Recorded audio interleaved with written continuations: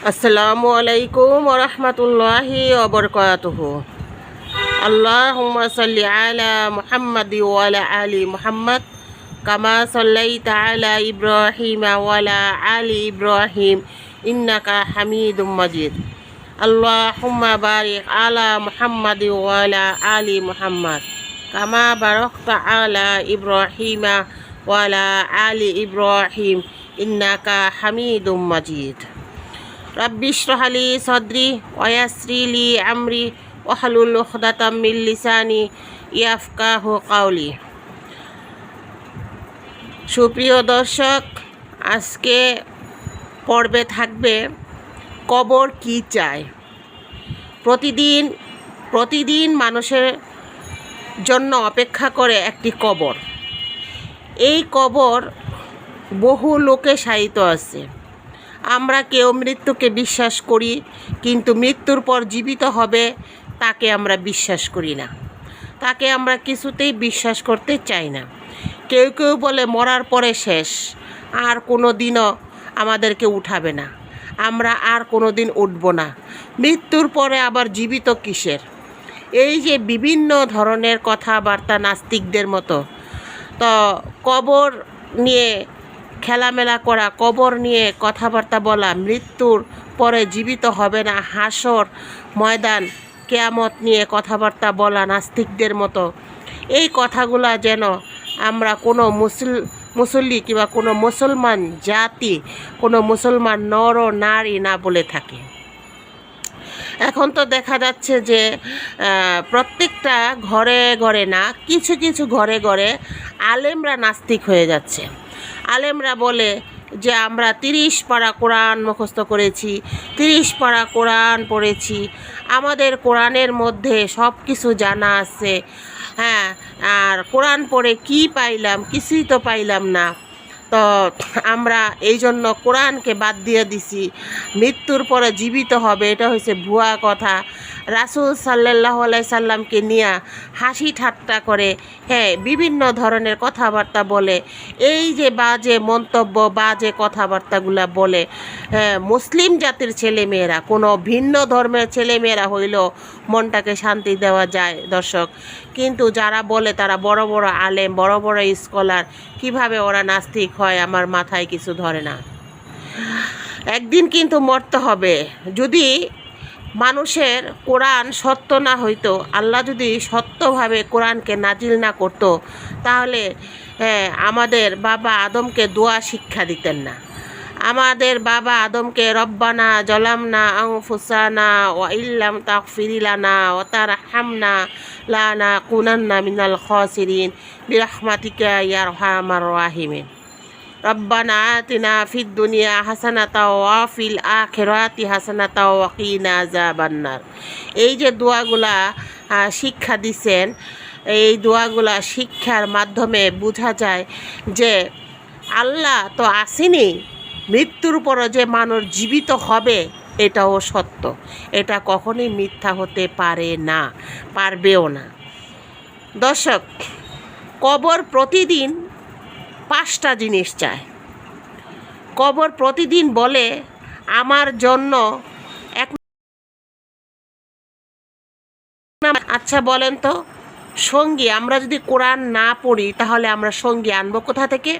আমাদের সঙ্গী হইছে কবরে এই কোরআন। কোরআন ছাড়া আমাদের কোনো সঙ্গী, বাবা মা ভাই ব্রাদার আত্মীয় স্বজন কেউ যাবে না। অতএব কোরআন হইছে আমাদের কবরের সঙ্গী। 2 নম্বরে কবর বলে আমি অন্ধকার ঘর, বাতি নিয়ে আসো। কবর হচ্ছে একটা অন্ধকার ঘর, এই অন্ধকার ঘরের জন্য বাতি নিয়ে আসতে বলে। আমরা যদি বাতি হলো নামাজ, আমরা যদি সলাৎ কায়েম না করি তাহলে আমাদের কবরে বাতি ধরবে কি করে? কেউ বলে নামাজ পড়তে হবে না, নামাজ হচ্ছে মনের নামাজ, দিনের কোনো নামাজ নাই। যারা এই সমস্ত কথাগুলো বলে তারা আজকে আমার এই ভিডিওটা দেখে জেনে যান যে অন্ধকার কবরের বাতি হলো নামাজ। 3 নম্বরে হচ্ছে আমি অন্ধকার ঘর, বিছানা নিয়ে এসো। কবর বলে আমি অন্ধকার ঘর, আমার জন্য বিছানা নিয়ে এসো। বিছানা হলো কি জানেন? বিছানা হলো নেক আমল। যার ভিতরে নেক আমল আছে, যে বেশি বেশি আমল করে, অল্প কিছু জানে কিন্তু ওইটা নিয়ে বিছানা, নেক আমল হচ্ছে কবরে বিছানা। সুবহানাল্লাহ। তারপরে কবর বলে, আমি সাপ বিচ্ছুর ঘর, ঔষধ নিয়ে আসো। আমি সাপ বিচ্ছুর ঘর, ঔষধ নিয়ে আসো। ঔষধ হলো কি জানেন? ঔষধ হলো সাদাকা, দান সাদাকা। দান সাদাকা হচ্ছে ঔষধ। দান সাদাকা যারা করেন, এটি হচ্ছে ঔষধ। সাপ বিচ্ছুর কামড় থেকে তারা রেহাই পাবেন। দান সাদাকার মাধ্যমে আযাব বন্ধ হয়ে যাবে। সুবহানাল্লাহ। 5 নম্বরে বলেন কবর, আমি প্রশ্নের ঘর, উত্তর নিয়ে আসো। উত্তর হলো কালেমা ও জিকির। যারা বেশি বেশি করে কালেমা পড়েছে, যারা বেশি বেশি করে জিকির করেছে, সবসময় আল্লাহর জিকির, তারপরে বিভিন্ন জিকির আজকার করেছে, তারা হচ্ছে এই প্রশ্নের উত্তর। এই জিকির হচ্ছে প্রশ্নের উত্তর। এই জিকির বলে দিবে, হে আল্লাহ আমাকে পাঠ করছিল। প্রতিটা জিকির সাক্ষী দিবে আল্লাহ আমাকে পাঠ করেছিল। যারা বলেন কবরে, কবর বলতে কিছু নাই, মৃত্যুর পরে জীবিত হবে না, আল্লাহ পাক রাব্বুল আলামিন আমাদেরকে জীবিত করবে না, মৃত্যুর পরে আবার জীবন কিসের, মরা একবারই, জীবন বলতে কিছু নাই, তারা আমার এই প্রশ্নের উত্তরগুলো দয়া করে শুনে যাবেন ইনশাআল্লাহ। আশা করি আমার এই কথাগুলো বুঝতে পেরেছেন। হে আল্লাহ, আপনি প্রতিটি মানুষকে বুঝাবেন। হে আল্লাহ, প্রতিটি আলেমকে সঠিক পথে চলার তৌফিক দান করেন। যে সমস্ত আলেমরা নাস্তিক হয়ে গেছে, আল্লাহ আপনি তাদেরকে হেদায়েত দিবেন কিনা জানি না, তবে যারা আলেমের পথের থেকে নাস্তিক হওয়ার চেষ্টা করতেছে, আল্লাহ আপনি তাদেরকে হেদায়েত দান করেন। তাই আমি বলবো, সমস্ত আলেম ওলামাগণ যারা নাস্তিক হওয়ার চেষ্টা করতেছেন, দয়া করে আমার এই কথাগুলো একটু মনোযোগ দিয়ে শুনবেন, যে অবশ্যই অবশ্যই মৃত্যুর পরে জীবিত হবে, এটাই সত্য। মৃত্যুর পরে জীবিত হতে হবে, এটাই সত্য। 2 বার মরণ, 2 বার জীবিত হবে। মানুষ 2 বার মরে, তারপরে 2 বার জীবিত হয়। কারণ আল্লাহ পাক রাব্বুল আলামিন বলেছে, আগে মরো তারপরে জীবিত হও। এই জন্য তাবারাকাল্লাযী বিয়াদিহিল মুলক ওয়া হুয়া আলা কুল্লি শাইইন কাদির, আল্লাযী খালাকাল মাউতা ওয়াল হায়াতা লিয়াবলুয়াকুম আইয়ুকুম আহসানু আমালা। এই যে এইখানে আল্লাহ পাক রাব্বুল আলামিন বলেছেন যে খালাকাল মাউতা ওয়াল হায়াতা, আগে মরার পরে তোমাদের হায়াত দেওয়া হবে। এই যে আগে আমাদের মরতে হবে, তারপরে কিয়ামতে আমরা দীর্ঘ হায়াত পাব। এই কথাকে অবশ্যই অবশ্যই আমাদের সত্য বলে জানতে হবে। যারা সত্য বলে মানতে চান না, এই আয়াতটা বারবার করে পড়েন, বারবার করে দেখেন কি করতে হবে, কি না করতে হবে। আল্লাহ কি সত্য বলছেন না মিথ্যা বলছেন? আল্লাহ যা বলেন সত্য বলেন, আল্লাহ কখনোই মিথ্যা বলেন না। আল্লাহ পাক রাব্বুল আলামিন মিথ্যা বলতে পারেন না তার বান্দাদের জন্য। যে জাহান্নামের আগুনকে আপনারা বিশ্বাস করেন না, জাহান্নামে যারা যাবে তার সেই জাহান্নামের আগুনের কথা বিশ্বাস করেন না। দেখেন বিভিন্ন এই যে দাবানলের আগুন দেখা যায়, হ্যাঁ, বিশ্বের এক প্রান্তে দাবানলের আগুন দেখা যায়, সেই আগুন আপনারা নিভাতে পারেন না কেন? যদি আপনাদের এত ক্ষমতা থাকে, বিশ্বের এত ক্ষমতা থাকে, সেই দাবানলের আগুনগুলা ধাও ধাও করে গলে গলে গলে গলে গড়ায় গড়ায় রাস্তায় চলে আসছে, মানুষের বাড়ি ঘর পুড়ে বিশেষ দাবানল হয়ে পানিতে পড়তেছে, সেই আগুনগুলা নিভাতে পারেন না কেন? কারণ এই ক্ষমতা আপনার আমার নাই। এই ক্ষমতা একমাত্র আল্লাহ পাক রাব্বুল আলামিনের।